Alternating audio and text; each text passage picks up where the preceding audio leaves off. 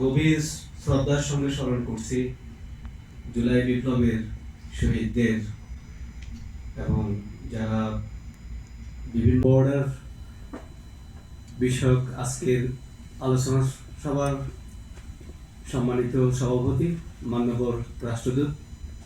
আমি বলবো এই রেমিটেন্স যোদ্ধা দিবস উপলক্ষে জুলাই বিপ্লবকে স্মরণ করে একেবারে সাধারণ ছেলেমেয়েরা স্কুল কলেজ ইউনিভার্সিটি এবং সবচেয়ে আরো আশ্চর্যের এবং স্মরণীয় বিষয় গোটা পৃথিবীতে সেটি হলো এরকম একটি বিপ্লবের পরবর্তী রাষ্ট্রীয় ব্যবস্থা সেটির আমরা ফলো করে একই জিনিস সেদিন বাংলাদেশের প্রবাসীরা সেদিন দেখিয়ে দিয়েছিল।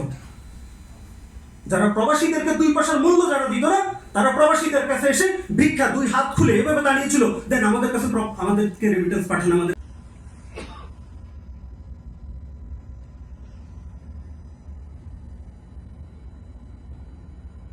সকলকে ধন্যবাদ। তাকে আমরা জরুরি দিয়ে দেব যে আপনাদের সমস্যাটা যাতে সমাধান করা যায় সেই বিষয়টা দেখব।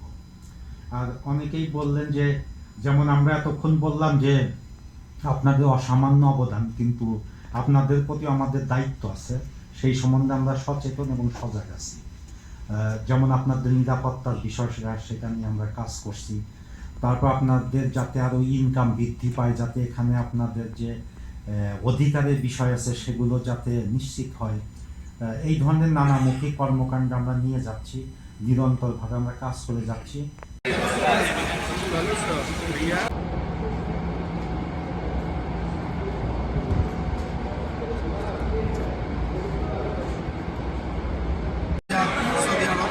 আমাদের দূতাবাসের পক্ষ থেকে আজকে একটি অনুষ্ঠান করা হয় 26শে জুলাই স্বাধীনতা উপলক্ষে। এখানে একটা বিষয় আমার সামনে ফুটে উঠেছে, সেটি হচ্ছে বিগত পেশিবাদ আন্দোলনের প্রধান রাজনৈতিক সংগঠন জাতীয়তাবাদী শক্তিকে এখানে যথাযথ বাংলাদেশ দূতাবাসকে আজকে রেমিটেন্স যোদ্ধাদেরকে নিয়ে রেমিটেন্স যোদ্ধা দিবস এবং বর্ডার এই অনুষ্ঠানটি আয়োজন করার জন্য এই অনুষ্ঠানে